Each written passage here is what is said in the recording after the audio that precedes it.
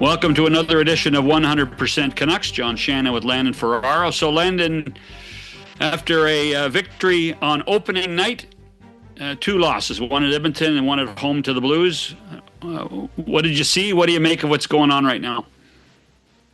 I mean, I think the biggest thing in the last two games is just the speed, right? Like Edmonton and, as I'm drawing a blank, Edmonton, who did they play last game, John? St. Help me out Louis, here. come on. We're only It's three only three games and it was just last night. Oh, my God. You are getting... It's going to be a long year. By the way, you're getting that broadcaster's block, because that's what happens. When you get the broadcaster's block is no matter how hard you think you're going to try to remember, you can't. So well, that's why I asked for the lifeline right away. phone a friend. There we go. But no, like both games, the speed the other team was playing at, and it looked like Vancouver was having a tough time getting that moving as well. They had parts where they started to take off and they could pull a bit of momentum, and then it would kind of go back the other way again. You know, Adam Foote talked about it as well, of needing to have better starts. You know, and that is an issue sometimes with teams that have a lot of younger players on it, like being ready from the drop of the puck. You know, these are professionals, and when you're playing a team that's been through a bit more, they know how to turn it on right from the get-go. And once, especially last night when St. Louis got moving in the offensive zone, like it was hard to shut that down. So for Vancouver, just looking at the pieces, like I still think this team is going to be all right, and I think that they're going to figure it out. It's just really trying to amp up the intensity early to not have to try and fight your way back into it.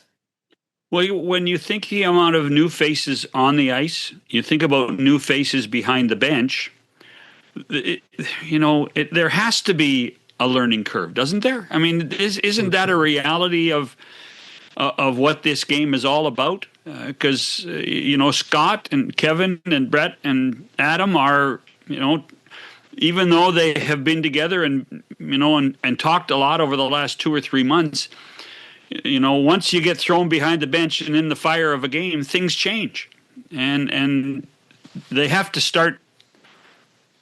I think communicating in such a manner that it's quick to respond, and I think the players are the same way. I mean, there's enough new faces on this club to preach patience, to preach the fact that it's going to take time for the club to gel.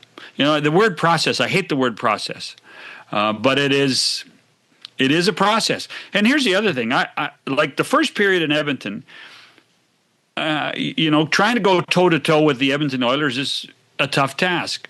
I actually thought last night against the Blues, they were better at it, and it did last longer. And it is just going to come with time that they can play a full 60 minutes at that tempo. But that's the learning curve right now, don't you think?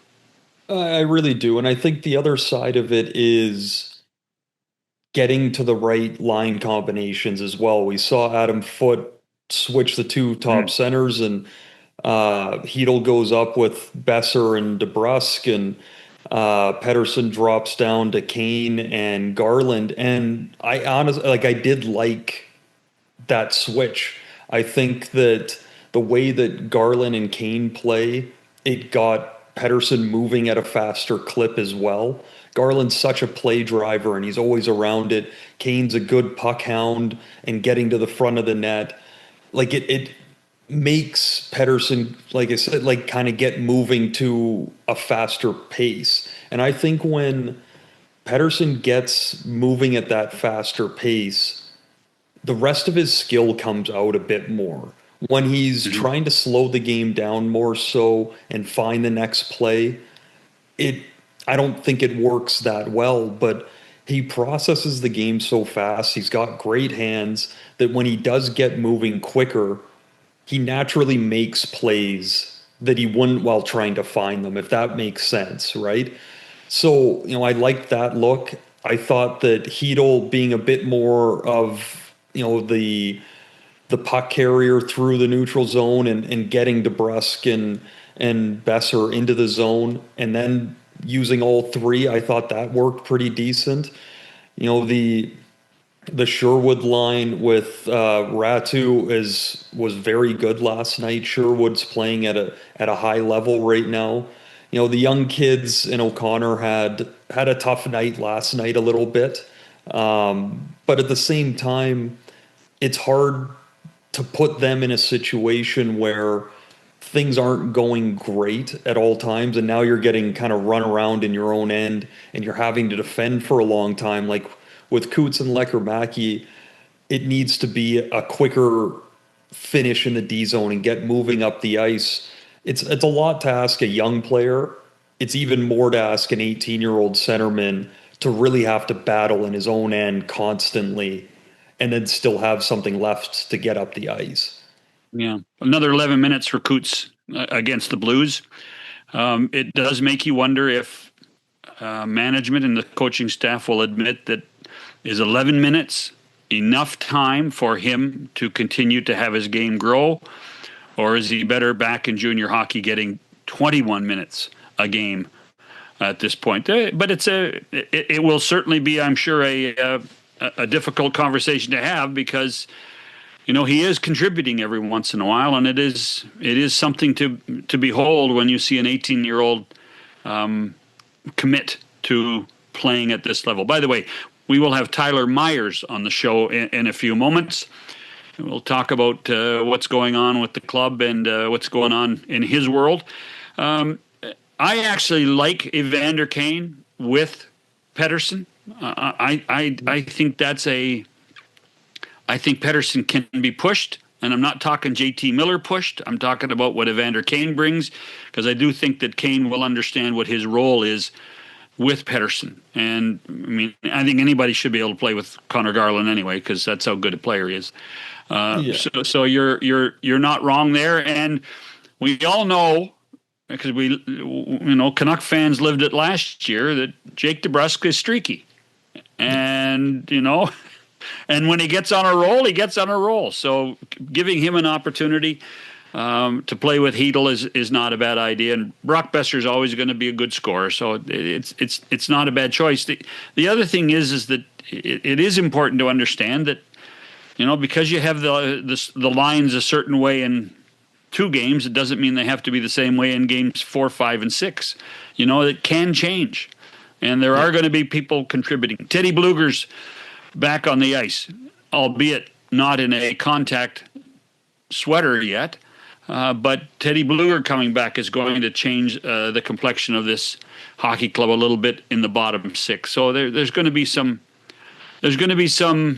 growth as this team goes on. I also think that it's like when you talk about a playoff series, you're not in trouble until you lose at home. I also think that it's difficult to measure what a hockey club is until they get their first road trip done. Road trips are so important. Bonding experiences are so important. And so on one trip to Edmonton does not, in my mind, constitute a road trip. This road trip coming up, I think, is going to be a better start for this hockey club, for that group. Did you like going on the road? I loved it, and I definitely miss it now. It's fun, right? Like you're with your buddies day and night. You're going and having good meals, and other than that, you focus on hockey, right? Like there's nothing else pulling you in any direction. You're solely focused on that, and I always loved, and I feel like I played really well on the road. I found it, as much as being in front of your crowd and having them cheer for you, like that is an amazing feeling. I don't know if it says something about me and I just like that type, but when you get on the road and you do well and you hear boos coming from the other crowd, like that to me is so much more fire than the home crowd. Like when you're ruining a night and making it hard on your opponent, it's one of the best feelings you can have. I think that's a Ferraro thing. That's I why I think was saying. That's why I prefaced it with saying, like, I don't know if it's just me, but no, it wasn't, because somebody else in your family used to do it pretty well too. yeah, it's the best, and I think that's why I love the PK so much as well. Right? Like, Right, as great as right. I love scoring goals, but making like a big block or not letting the other team's power play get into the zone and get set up and seeing the frustration set in, like, you're doing your job, and that's a good feeling. I did want to say, by the way, because you brought up DeBrusque, one thing he did last night later in the game was that low drive. Mm-hmm. And he's got the jets, he's got the strength, and he's got such good hands in front of the net. And I think it goes to what he was talking about in our discussion with him in the summertime of wanting to be more of a play driver and being more consistent. I think, like, him making moves like that, making power moves to the net, is something that will really kind of unlock his next potential as a player, because he's so good at it. It's just about the consistency of getting to the inside that way. He's never shy to get to the front of the net, but to force it with the puck is another thing. And I think that's something that, could really help out his line, but also himself for sure. How much of a wake-up call for a winger is it when the coach changes your center? It is, as you never want to be the guy that's getting moved around, but it also doesn't feel great. And it lights a bit of a fire in you when you see your centerman get taken off, because when the centers get changed, that means the coach is not happy with the entire line. And that's the most centered piece and is going to make the biggest change in a line. So as soon as that gets moved, you're like, okay, like, we got to get moving here. We've got to find a way to start producing, because clearly it's not enough right now. And his comments in the post game reflected that as well. All right. Well, our friend Tyler Myers is standing by, waiting to talk about a few things. Love to get his thoughts on these first three games, and we'll do that after this. Landon and John together with Tyler Myers on 100% Canucks. I won't keep you long. Darren Millard with a tip for everyone who loves great hockey podcasts like this one. John Shannon and I host the OG of 100% Hockey, coming your way multiple times a week. The guest list is the best you will find. Multiple shows a week ensures you won't miss out on any news, and we dig even deeper into the biggest stories around the NHL. Most of our guests are also friends, so I promise there'll be more conversation beyond the X's and the O's. John really does get bored with that after a while. So join us for 100% Hockey. The name says it all. Subscribe now while you enjoy thinking about it, and enjoy. Welcome back to 100% Canucks, joined now by Tyler Myers. So, Tyler, what do you make of the first three games so far? Yeah, I mean, we started with a good win in our first game and going through a little adversity in these last two. But we knew that was going to happen. It's going to happen at different times throughout the season. And you just take a look and see where we can get better and just keep building from there. So an observation from 50,000 feet is, for me, I cannot believe how fast the game is right now. I mean, the game, like the first period in Edmonton, the first period against St. Louis on Monday, were at warp speed. It's amazing how fast it is. Does it feel fast to you? Yeah, we've said it the last few years. I think, the young kids coming in these days, all of them can fly. All of them can skate so well. They're so skilled. And I think that in itself is just creating the game is getting quicker and quicker each year, it feels like. So you have to do a lot. You have to do a lot of work in the off season to make sure your foot speed stays high. And, especially for me as a bigger guy, I want to make sure I keep my feet, moving to keep up with all these little guys. Everybody's a little guy. Everybody's a little guy. Yeah, true.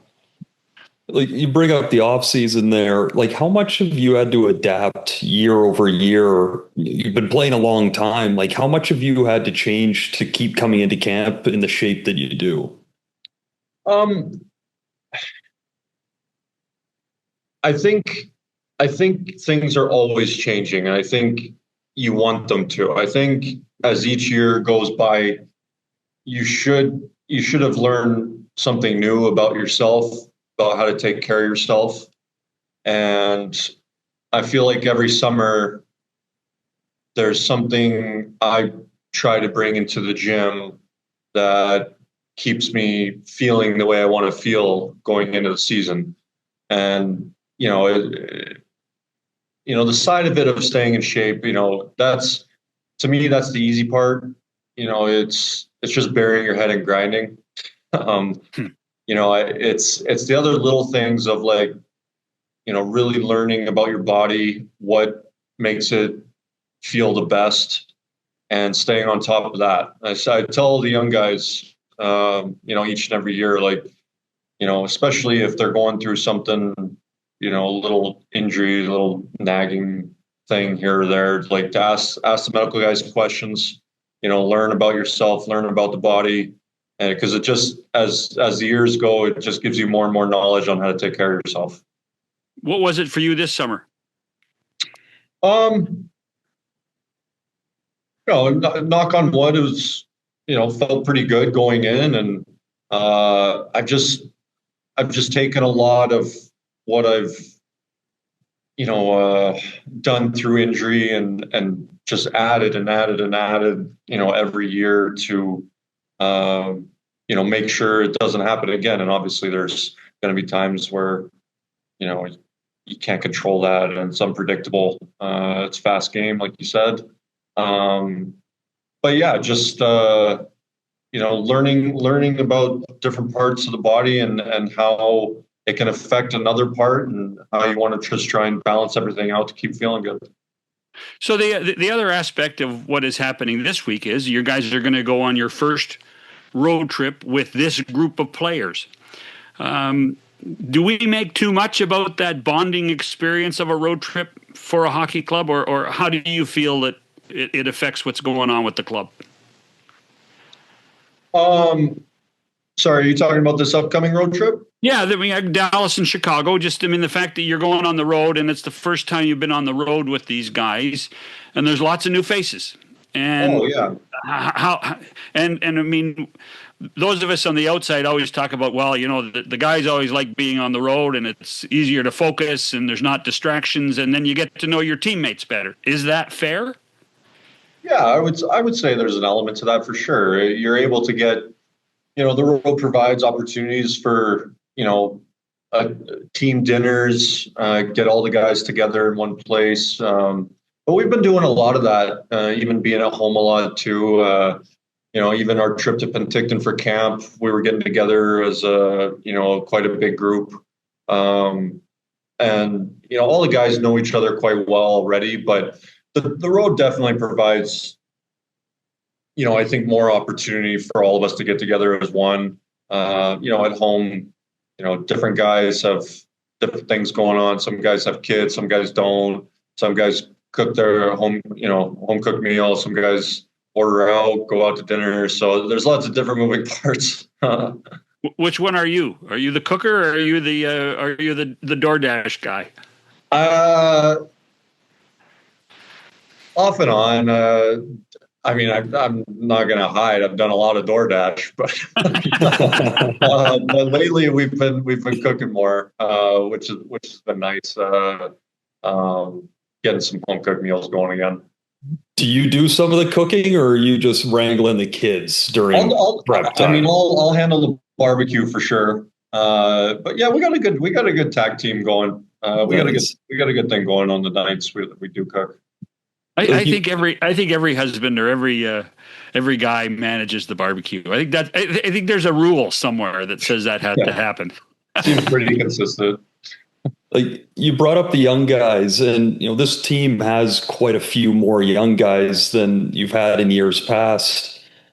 As one of the veterans and one of the leaders, like, are you someone that seeks out to give information, or are you kind of letting them come to you? Like, how do you like to kind of be the mentor? Because I know that's something that you've always been. Yeah, I don't. like you said, I don't think I seek it out. I don't want to just give information to give it. Sometimes I feel like that can feel forced. But you know, I think you just kind of feel when it's the right time. Talk to a young guy. But our young guys have been great. I've said it a few times throughout, I said it a few times throughout camp, but I think, the run they went on with Abbotsford, some of those guys they came into camp and you can tell that they had a different look about them, which was great to see because, for young guys like that to come in and, show that they're ready. And I think, to start the season here, it's always another step.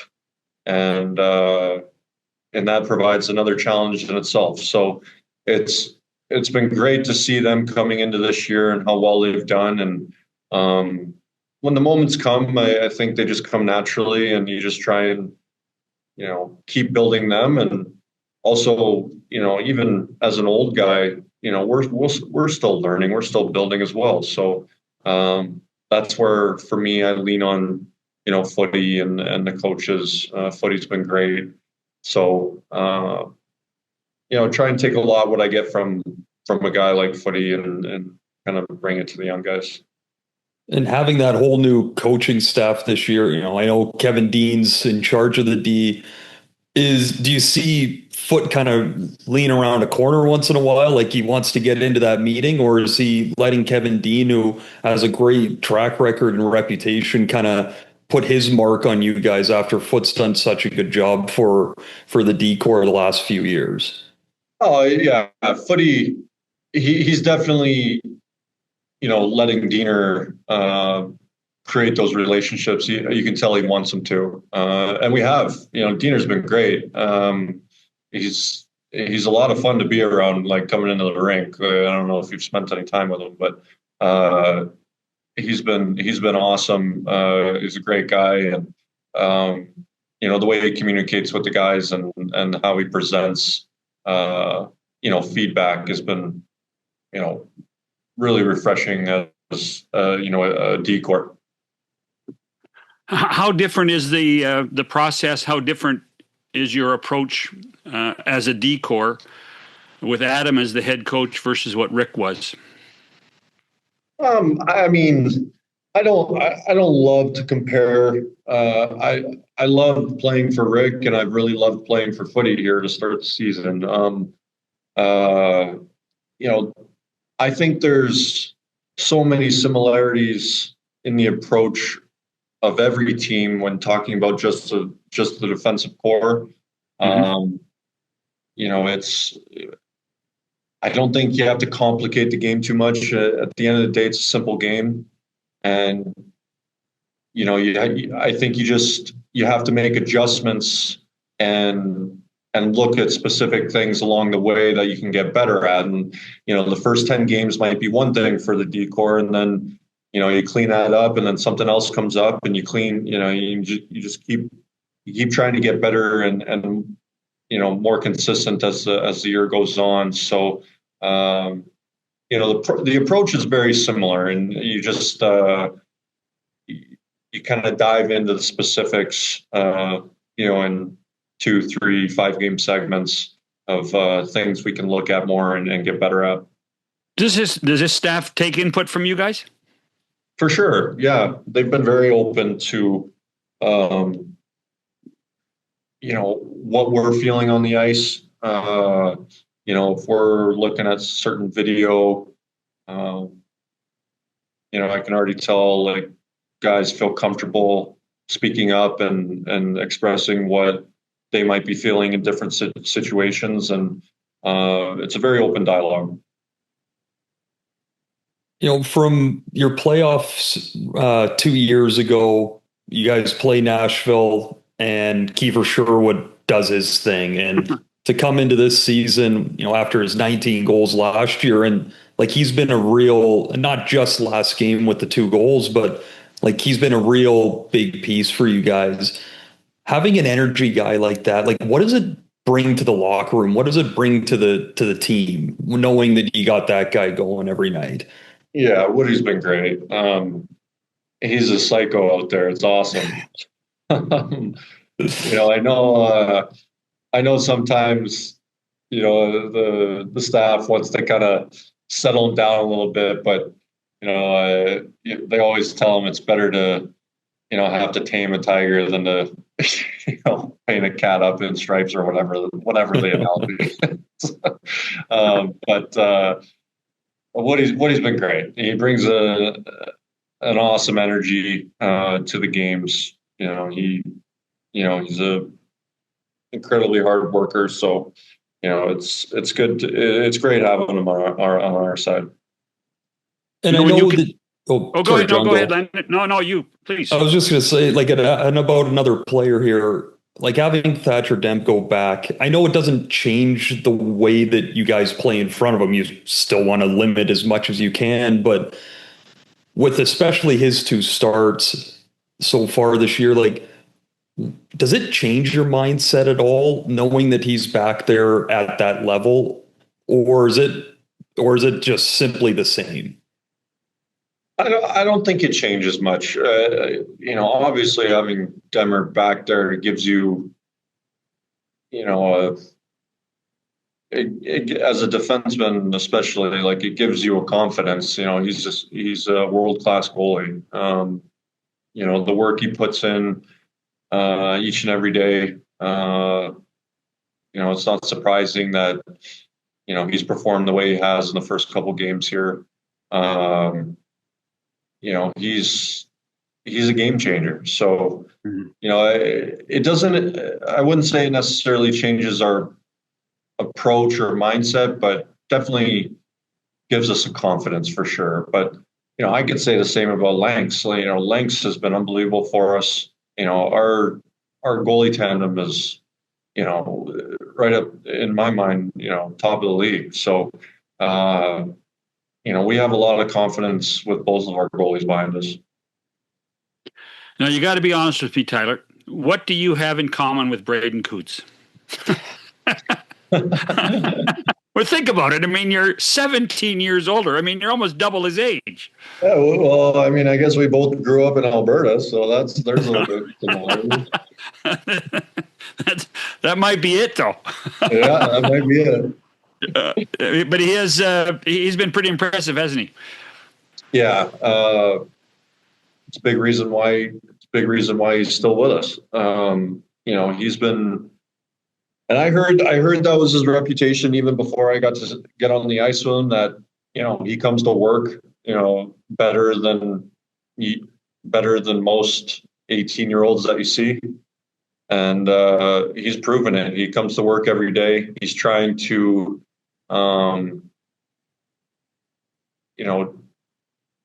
execute the details that the coaches are talking to him about, and for a young kid, that's not always that common.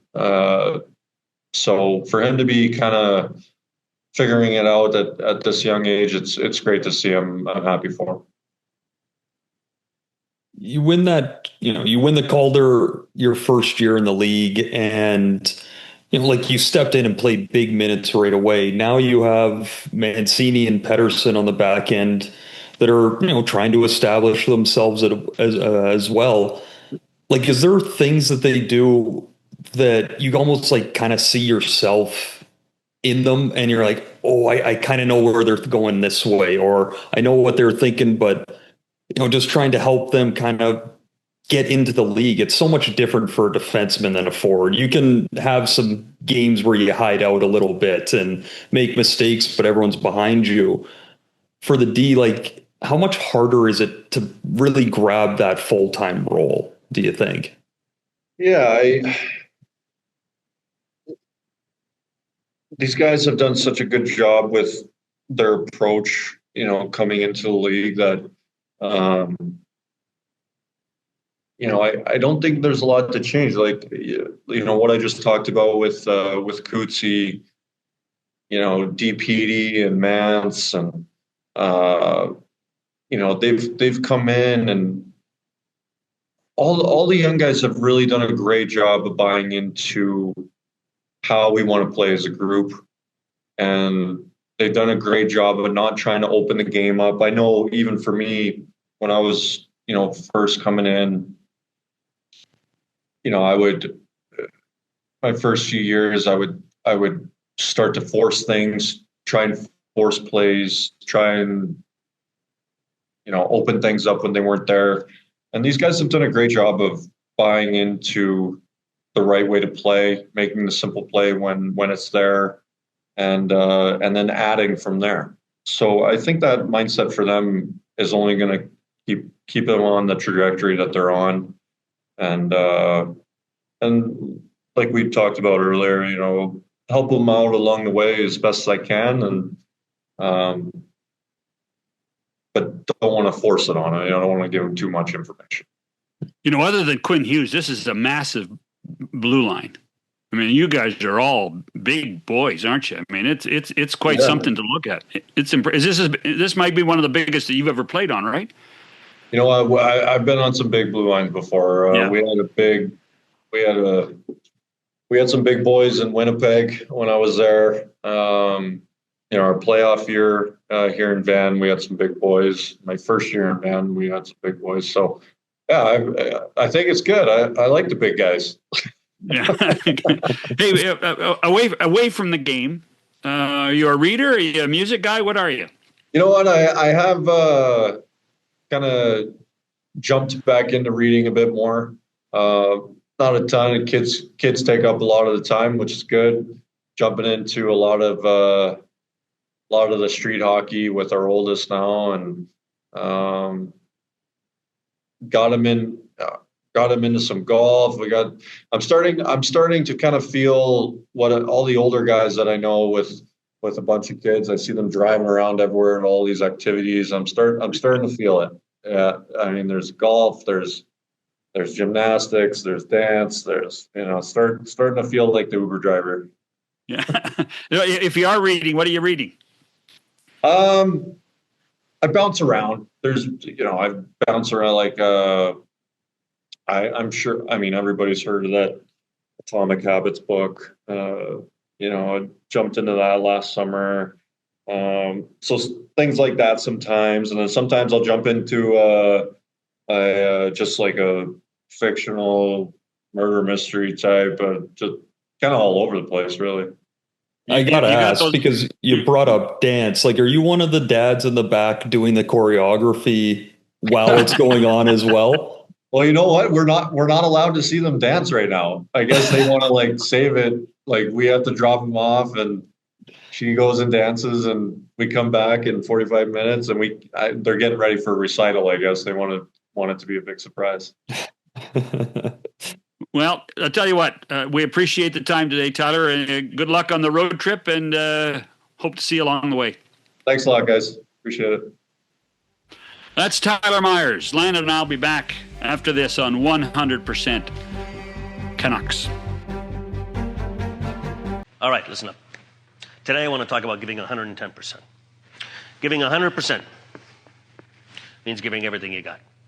Giving 110% means giving 10% more than is humanly possible. If we're going to win as a team, we need 100% of you guys giving 110% 100% of the time. If only 50% of you guys give 110% and 50% of you guys give 100%, I guarantee you 100%, we'd only win 50% of our games.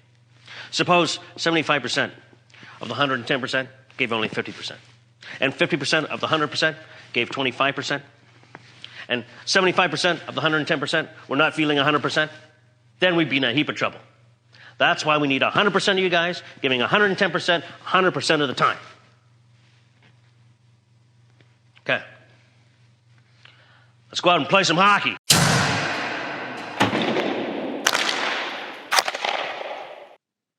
I just before we started the show, Lynn, and I had to go and check how old Tyler Myers is. He's 35 years old already. I mean, he's been in this league a long time now. And I for some reason, I don't view him as old. Do you? Maybe it's just because I feel old and I know that he's a year older than me. So maybe that puts it into perspective a little bit for myself. What does that make me then? Holy smokes. I mean, what are you talking about? It makes you wise, John. It makes you wise. No, you haven't been talking to my wife for sure. I know that. So I mean, Dallas is going to be a tough game. Dallas is playing well already. Glenn Gullickson's the new coach there. They're playing a little different with Gullickson behind the bench than with Pete DeBoer. And then it's on to Chicago. And the Blackhawks are actually a much better team this year already, too. Jeff Blashill, the new coach there. So what do you expect with Vancouver and Dallas? And then what do you expect when they see Connor Bedard one more time? Well, I think that's one of the interesting things with the league now, right? Like, I mean, it's been multiple years of people talking about the parity in the league, and even down to a Chicago of last year where it was a bit easier. They're playing much better. Their guys are getting a bit older and starting to play, but every night is tough. You need to have your A game pretty much every night. You need to be able to understand when you don't have your A game, what can we sit back in that still gives us a chance, knowing what your strengths are. And I think that's a lot of what Vancouver is probably talking about amongst themselves right now as a group of players and with the coaching staff is we need to have a better start going into the next game. We don't want to be chasing the 8-ball right from the get-go. So one, we need to get our feet moving. We need to get up the ice quicker and try and get more quality to the net. But in saying that, if we don't score the first goal, how are we going to react to it? If we get the tying goal, are we going to try and force another play immediately? Or are we going to trust that our system is there for a reason? And if we play to that identity, we'll have a decent chance to be on the victory side once the game ends. Like, it's about a young team maturing. And I think that's what a lot of this first part of the season here, especially with this road trip, is about trying to quickly maximize the growth of your team, the maturity of your team with the young guys, and trying to take that next step that way. You know these guys can play. You know that they can skate, they can make plays, they can play hard. It's about doing it when things aren't going quite right and how to understand what's going on and the solutions for it. Well, it's a typical Vancouver early season road trip. Dallas, Chicago, Washington, Pittsburgh, Nashville. And, effectively it becomes 5 games in 8 days. And I'm sure that the coaching staff will tell you they're going to know a heck of a lot more about this hockey club after this 5-gamer than they know right now. It's going to be fun. Hey, by the way, Thursday, Landon, it is going to be Kirk McLean is going to come on the show. So you study up on your 1994 Stanley Cup Final videos, and then we can go from there. I will say this quickly because you just brought that up. So the home opener, they bring out a bunch of players onto the ice. By the way, those white skate jerseys looked amazing. But Kirk McLean and Trevor Linden came up and did a segment with Dan Murphy. And I was laughing when Linden came up because when they were on the ice, all the players came out after they got announced and were around the center circle. And then no one really knew what to do. And it was Trevor did this one to the guys, like, hey, you can go skate around now. I was laughing. I'm like, even now, like, you're still a leader in this arena. Well, I will say this from a personal perspective. It is great to see Trevor Linden back in the arena and back as part of the alumni.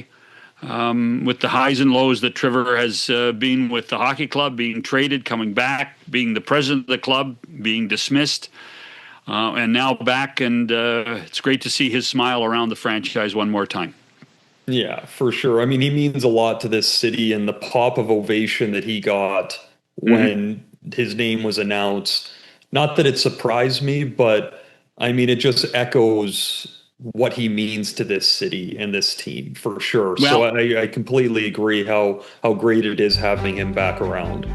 And he will be on 100% Canucks at some point during this season. Kirk McLean on Thursday. Thank you to Tyler Myers, and thank you to you, Landon, for some time. We'll talk to you in a couple of days. All right, sounds good. Looking forward to it. Thanks for listening and watching this edition of 100% Canucks.